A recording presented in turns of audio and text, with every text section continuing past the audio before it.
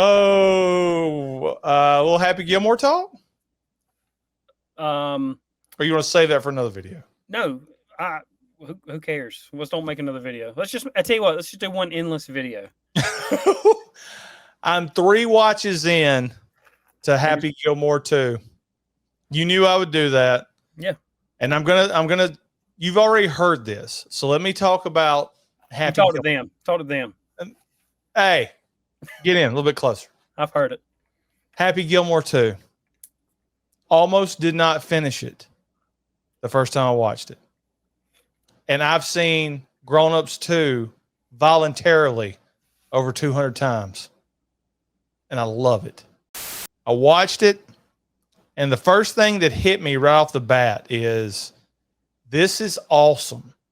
They've digitized Adam Sandler's face to look younger like he did in Happy Gilmore. It looked like crap, by the way, but it still made him look young. And they're talking about him playing in the U.S. Open. They're showing him winning tournaments. They're showing him winning 6 tour championships as a Happy Gilmore lover. That's what and a sports guy. That's what I always wondered. Was it like a one-off, him just beating Shooter, or was he able to be consistent with it? And they explained that, yeah, he was able to be consistent with it. He was one of the best guys. He was the best golfer on tour. Tons of money. It showed him having, kid after kid. That was a joke.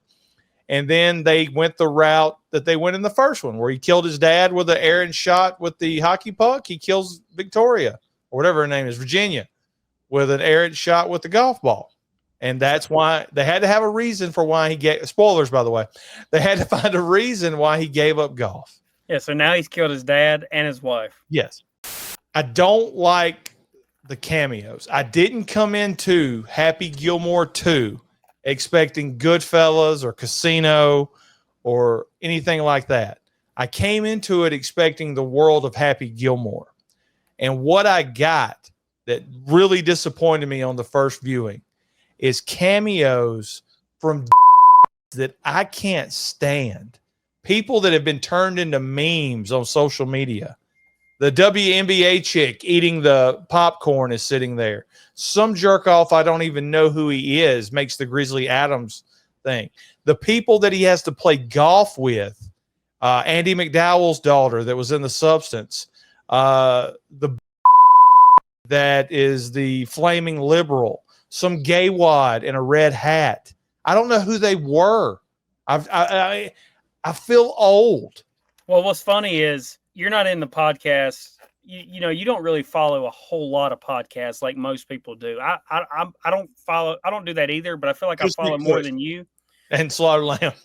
Yeah. I wish Darren and Frank was in Happy Gilmore too. That would pop me. You realize that these people you follow and that you like really aren't that funny. When hey, we're gonna put you on the screen, y'all do something to make us laugh. React to Happy Gilmore. None of them are funny. Just random. I mean, I didn't know what was happening. Just random. It cut just a random. Like in the background, it had the name of a podcast, but random just laughing and like it made. I was like, am I watching the Truman Show? Are they watching the movie? Why is it cutting to them all of a sudden? Yeah, like the Bad Friends podcast. Like I like them. Not funny. Bobby Lee. The last time I saw him, he was jumping on the back of Seth Rogen and Pineapple Express, getting his ass shot in the head. But if you're not a huge golf fan like our friend Boz, and Ronnie, I know you're not a current golf fan. You don't know all the names. How dare you? You don't know all the names. Fred Couples, Lee Trevino, Jack Nicklaus, all those guys, Corey Pavin, all those guys sitting at the table were the best golfing, besides Scotty Scheffler, was the best. They know what. Those old golfers were like Pacino compared to the new golfers that were trying to be cool and funny. Ricky Fowler should kill himself. Yeah. That's how bad he was. Whoever the guy that kept saying that's what she said, he should probably kill himself. Yeah. Because that was the worst acting. It was a bad showing by Bryson DeChambeau, Brooks. I mean, it was pretty bad. Like you said, Scheffler was good. I don't want to disagree with you. But the 4 that they picked for the team were adequate. They wasn't terrible. I mean, they after those initial Ricky Fowler and whoever the other guy was, you couldn't be worse than those two. Mm-hmm. So the rest of them seemed like seasoned actors.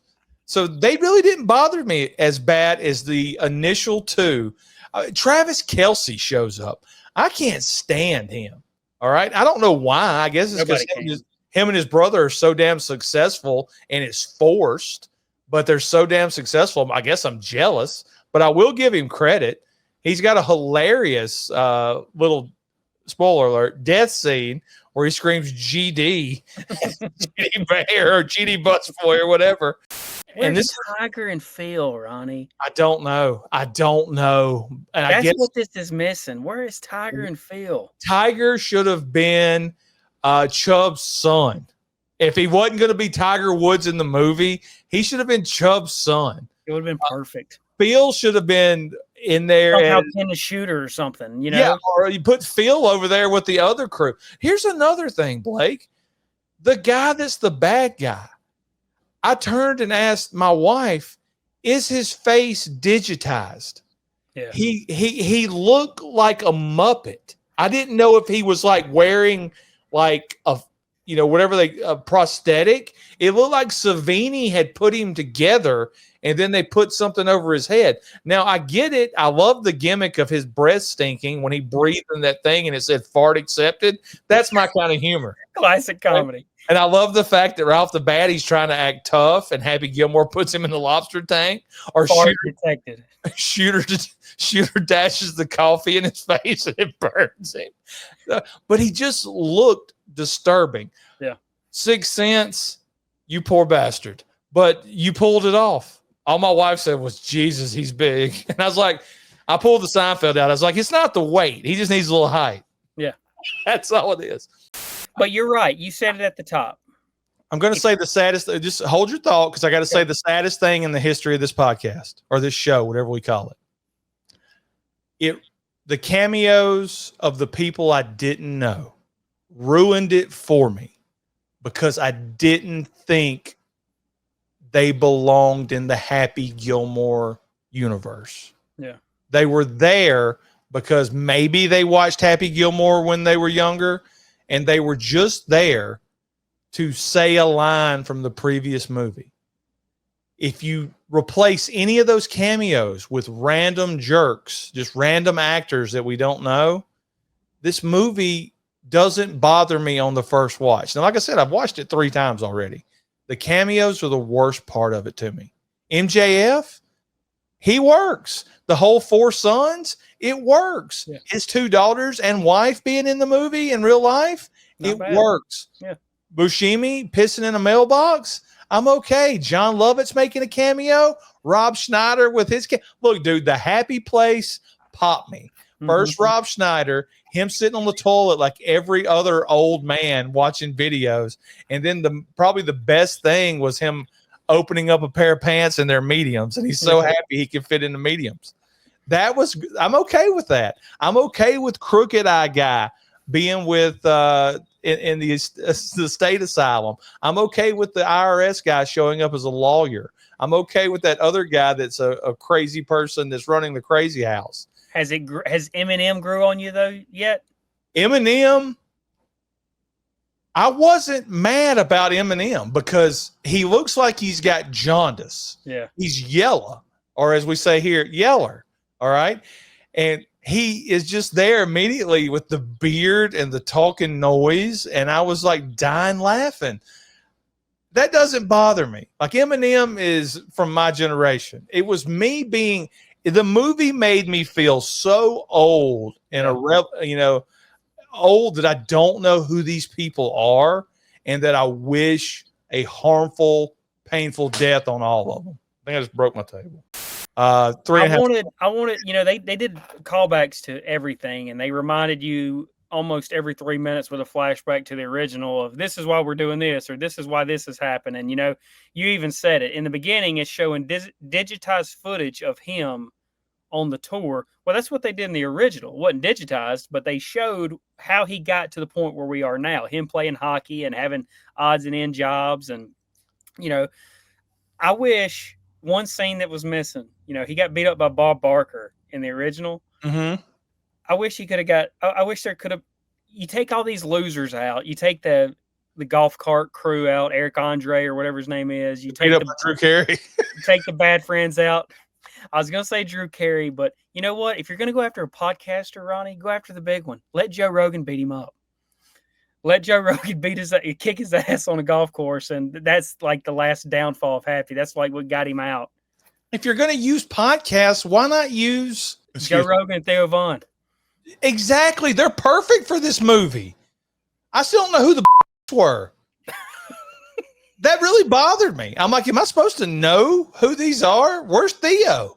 I didn't know who the people you had a problem with. I didn't realize they were supposed to be somebody. I just thought they were characters in the movie. Yeah, like the two people, and that's when I went into it and I just heard too many flashbacks, too many cameos.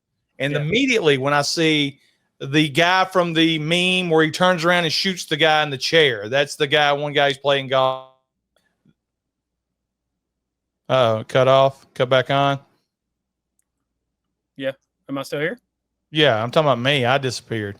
Give me just a second. I'll come back. You're good on my end. I got to cut one of these TVs off. Okay. What a setup. I got to cut a TV off. Lansing, cut one of those TVs off. He's making his wife cut the TV off while he's in the back room podcasting. Did you hear that? Thank you, man. Unbelievable. Y'all quit watching TV so I can talk for 2 hours back here. What are you talking about? I didn't say shit. Bad Bunny. And I didn't realize that was him until about 3/4 of the way in. The absolute best part of this movie, as far as a new addition, I think he's better than the caddy from the original. The homeless caddy? I think he's better than the homeless caddy from the original. Could be. I loved, and I know you don't know the guy, but the pro golfer Zalatoris, he comes back, and apparently he was the yellow-haired caddy from the original. Mr. Gilmore, I'm your caddy. Where were you on that one, dipshit? I had no idea he was an actual golfer. Yeah. When you told me that he was a real golfer, that makes it funnier. Yeah. That he would agree to be the ugly blonde caddy. He doesn't take himself too serious. All grown up. And he's really good.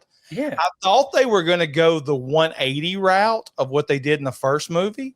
I thought they were going to let him win the tour championship, get the money for his daughter, all within the first 30 minutes of the movie or the first 45 minutes. And then he would have to go and defend the tour against Patty Melt and Bad Breath and the rest of them. I still love the fact that he finished 6th drunk. And that's how good he is.